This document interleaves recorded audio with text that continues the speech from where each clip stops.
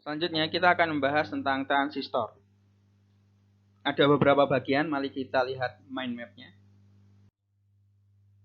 Ya, ini ada tipe-tipe transistor itu sendiri, lalu cara kerja, ada karakteristik dan fungsi umum, lalu ada JFET. JFET pembahasan akan kita lanjutkan nanti. Sudah banyak yang Anda pelajari hari ini. Jika Anda bisa paham tentang semikonduktor, tentang dioda, yang menurut saya ini agak berat juga pembahasannya, maka kita akan lanjutkan ke bagaimana kalkulasinya di komponen aktif 2, bagaimana kalkulasi menggunakan semikonduktor ini. Ini ada kalkulasinya juga. Mungkin nanti akan disinggung sedikit, ada kalkulasi untuk transistor akan ada yang paling dasar. Tapi bagaimana kita mengkalkulasinya di suatu komponen yang lebih kompleks, nah, itu mungkin nanti akan saya sampaikan, tapi itu hanya pengayaan. Yang paling penting adalah sekarang untuk bahan UAS sampai yang 2 pertemuan ini. Pertemuan pertama adalah komponen pasif yang terdiri dari resistor dan kapasitor. Lalu pertemuan yang sekarang adalah untuk semikonduktor, dioda, dan transistor. Untuk pertemuan selanjutnya nanti adalah gerbang logika. Lalu Anda mengenal sensor, mengenal aktuator itu secara umum seperti apa. Oke, langsung kita masuk ke materi dari transistor ini. Aplikasi transistor secara umum ada 2, yaitu switch dan amplifier. Oke, ini perlu diingat. Berbagai macam tipe transistor. Ada yang low frekuensi. Nah, ini untuk di bawah 100 kHz, ada yang high frekuensi. Untuk beda-beda ya. Spesifikasinya, alatnya, materialnya juga akan berbeda. Ada yang khusus untuk switching, ada yang untuk low noise, ada yang high voltage, ada yang driver. Selanjutnya, sebetulnya transistor ini ada beberapa macam. Ada JFET, MOSFET, macam-macam ya.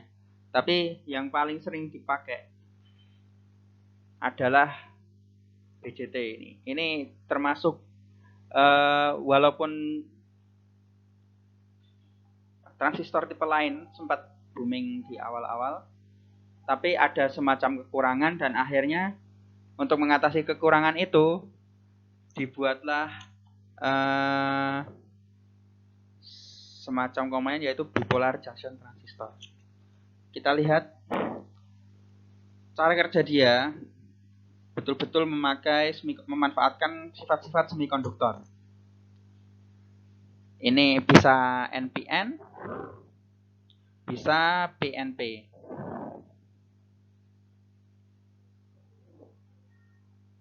Lalu ada base, ada emitor, ada kolektor. Oke. Ini adalah lambang-lambang untuk NPN dan PNP. Kalau lihat arahnya itu berbeda, maksudnya kalau lihat ada panah agak berbeda antara PNP dan NPN.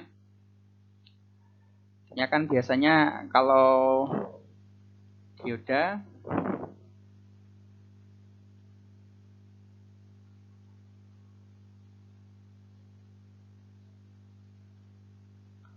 PN dia mengalir gini kan, listriknya maksud saya, arus listriknya mengalir arahnya ke sana, P ke N. Kalau lihat di sini P ke N, arahnya seperti ini kan, ada panah di situ. Di sini juga sama, P ke N.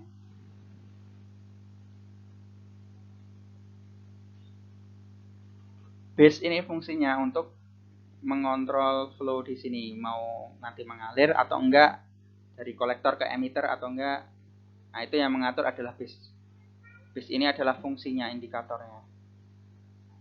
Emitor, nah nanti akan kita terangkan untuk lebih detailnya. Transistor, kalau dilihat sekilas, untuk yang tipe BJT ini, kalau dilihat sekilas susunan struktur semikonduktornya seperti 2 dioda yang dipasang saling berlawanan kutub. Kita punya PN, misalnya, dipasang berlawanan dengan PN-nya. Nah, ini sudah mirip transistor.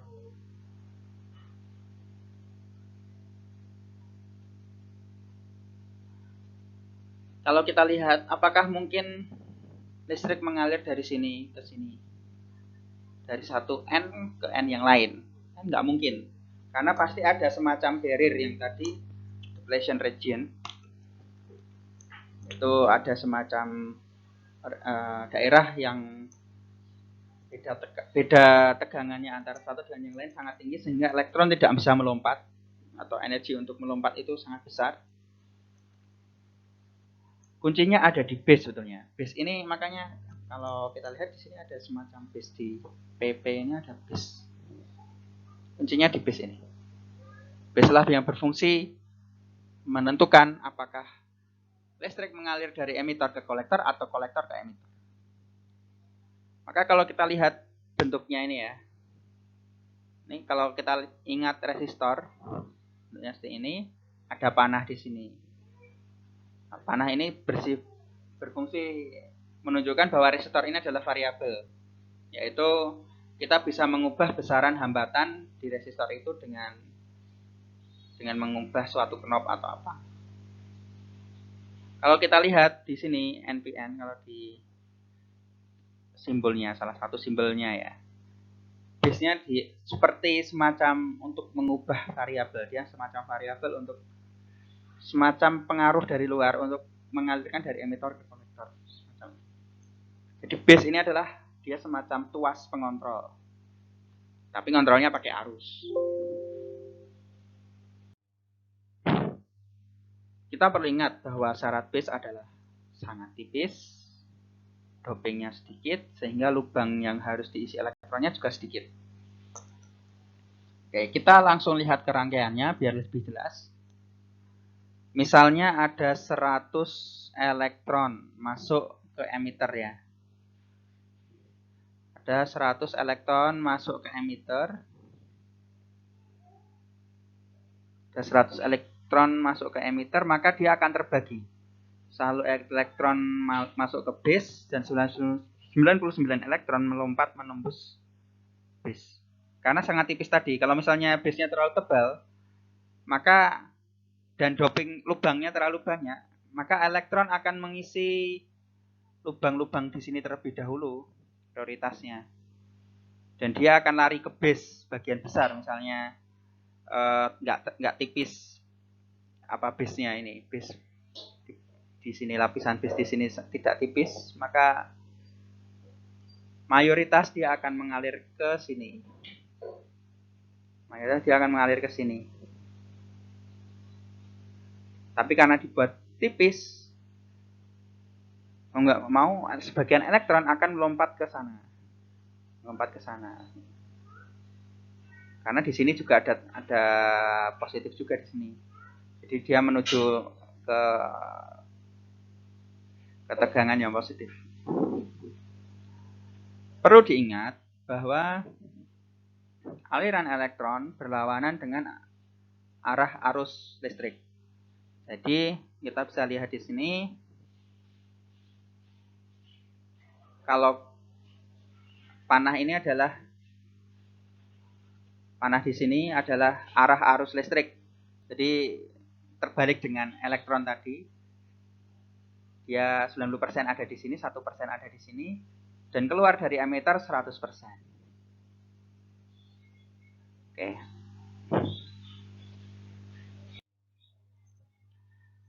Mari kita lihat lagi. Nah, mungkin masih ada sebagian yang bingung bagaimana cara kerja transistor. Mari kita lihat lagi bagaimana cara kerja transistor di sini. Sekali lagi, base adalah kunci. Misalnya transistor off atau transistor off ini maknanya base tidak dialiri listrik sama sekali, dia off. Maka arus akan mengalir seperti ini.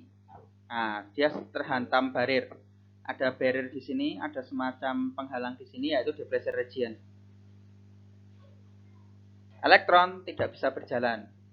dia terhambat juga di sini.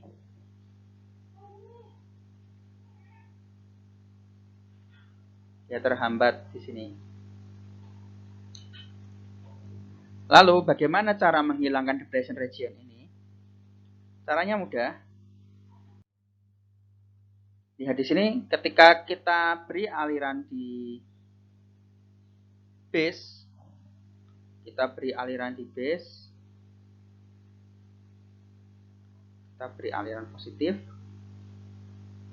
maka depression region-nya akan menghilang. Sudah nggak ada di sini, sudah bersih, juga nggak ada bersih. Sebagian elektron mengalir ke sini, sebagian elektron lewat ke sana.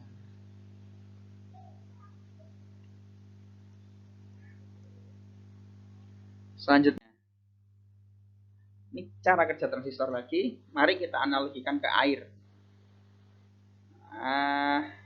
Agak rumit, jadi mungkin saya skip aja ya. Tapi intinya yang ingin saya soroti di sini, kalau lihat ya, emitor pasti 100%. Nah ini, emitor selalu 100%. Misalnya yang NPN, yang tadi NPN dia mengalir ke emitor. Kalau kita lihat rangkaiannya kan tadi, kalau lihat lambangnya ini arah panahnya ke emitor. Jadi 100% di emitor. 100% terkumpul arusnya di emitor. Ada yang dari base current arusnya, ada yang dari collector current, terkumpul di emitor 100%. Sebetulnya PNP hampir sama ya cara kerjanya, tapi kalau kita lihat di emitor ini juga 100%. Dia terbagi ke base dan ke kolektor. Oke. Selanjutnya, kita mencoba memahami karakteristik transistor.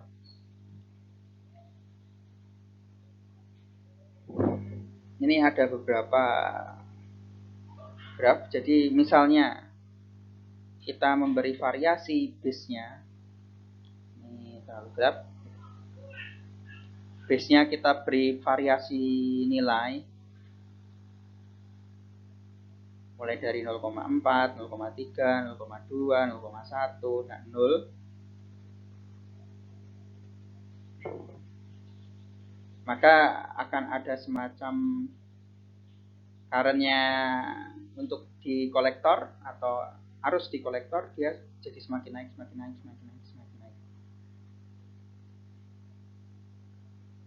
Di sini ada cut off region. Apa yang dimaksud cut off region ini?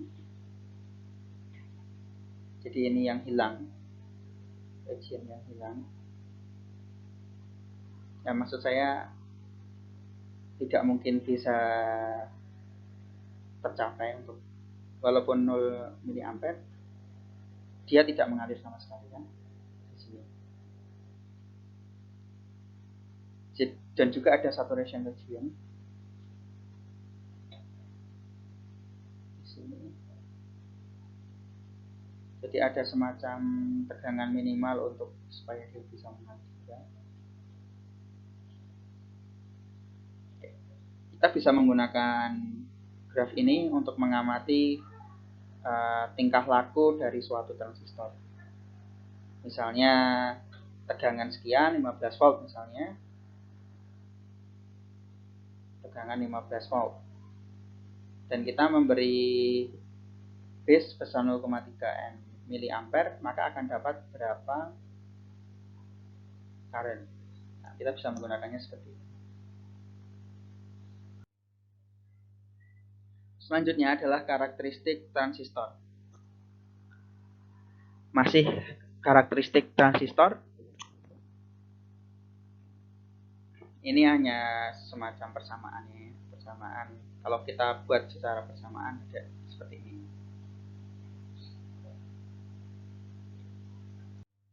Nah, ini lebih nampak jelas lagi kalau kita lihat suatu rangkaian yang lebih lengkap, di mana ada, jadi dia memisahkan antara sumber tegangan untuk base, untuk kontrol, dan sumber tegangan untuk yang dikontrol maksudnya. Oke, kita coba melihat sistem transistor ini dari sisi yang mudah ya. Jangan melihat sistem transistor ini dari sisi yang kompleks. Kita pinjam ilmunya orang-orang teknik industri. Ada input, proses, dan output. Kita identifikasi dulu. Inputnya apa? Inputnya adalah arus atau current base. Bentar, ini ganggu. Arus atau current base. Outputnya apa? Arus pada kolektor atau IC.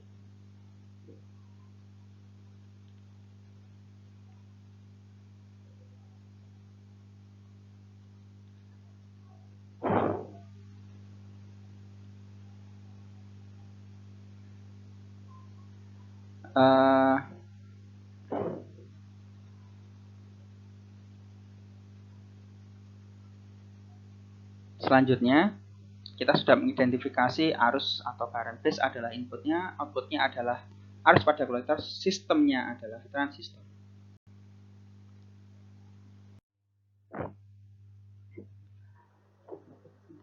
Saya juga ingin menggarisbawahi bahwa di manakah sumber tegangan untuk base, yaitu di sini. Sumber tegangan untuk base yaitu di sini. Lalu ada sumber tegangan untuk bannya adalah di sini. Ini yang pengen dikontrol ya, sistem yang ingin dikontrol sebetulnya. Di sini kita ada variabel resistor, ada variabel resistor 2. Misalnya kita variasi besarnya hambatan VR1, lalu kita ukur current dan juga tegangannya, maka kita akan mendapatkan kurva input di samping. Naik. Lalu yang kita perlukan adalah current input untuk base. Kita lihat ini. Misalnya gambar di atas kita variasikan besar variabel resistor 2-nya dan mengukur voltase dan tegangannya. Ini mengukur voltage-nya dan tegangannya dengan arus base tetap di 20 mikroampere misalnya, maka kita akan dapatkan hanya grafik ini ya. Jika arus base berubah sewaktu-waktu, maka kita akan dapatkan gambar berikut.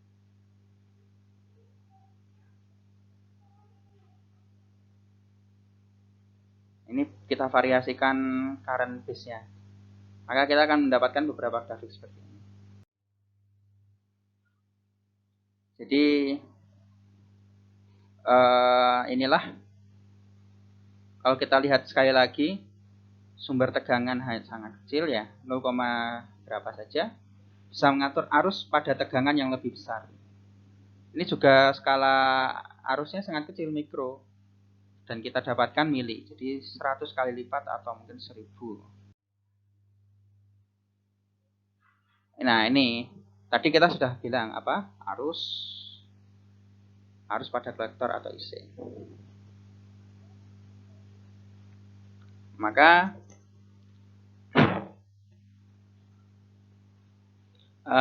transfer karakteristiknya output versus input. Nah ini biasanya kita hanya transfer ini, kata-kata transfer ini biasanya menghubungkan antara output dan input saja. Outputnya adalah arus pada kolektor, inputnya adalah arus pada current. Ini hanya beberapa cara kalkulasi resisten.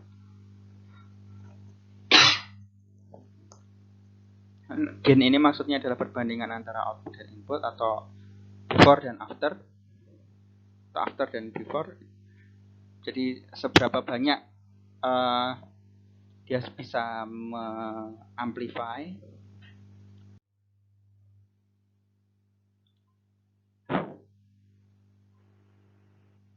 Ini adalah beberapa cara kalkulasinya, contoh aja ya.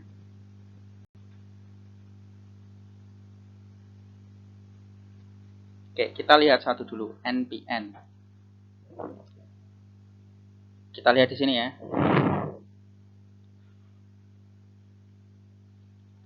Ini adalah ada drop tegangan 0,6 kalau misalnya dari B ke E.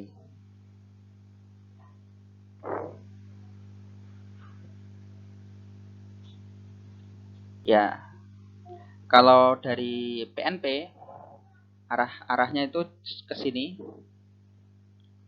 Dari VE ke VB. VE mengalami drop tegangan,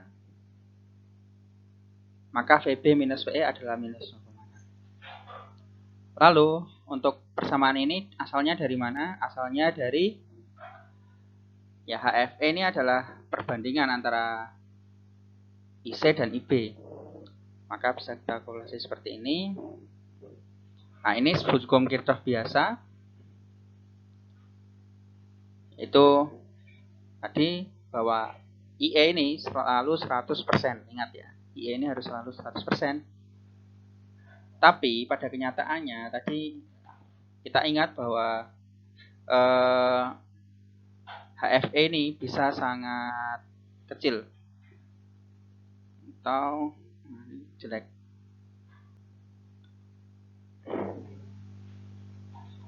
HFE-nya bisa sangat kecil.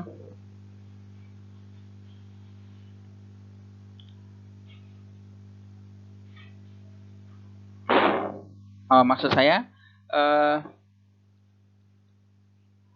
HFE-nya ini bisa sangat besar.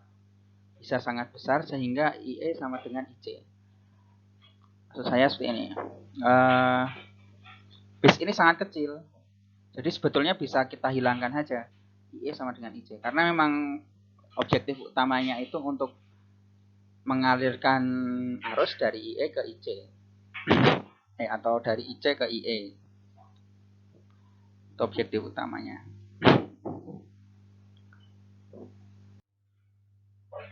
Nah, ini hukum Kirchhoff. Lalu IB sangat kecil, maka IC sama dengan IE. Ini adalah gain. Lalu ingat tadi mengalir dari B ke E, arusnya jadinya terjadi semacam drop tegangan. Ini adalah contoh perhitungannya.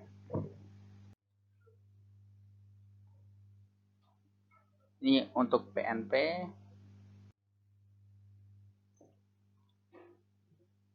Ini ada beberapa cara rangkaiannya.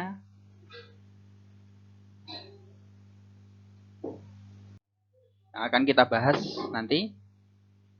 Ini ada dua fungsi, yaitu untuk switch dan source.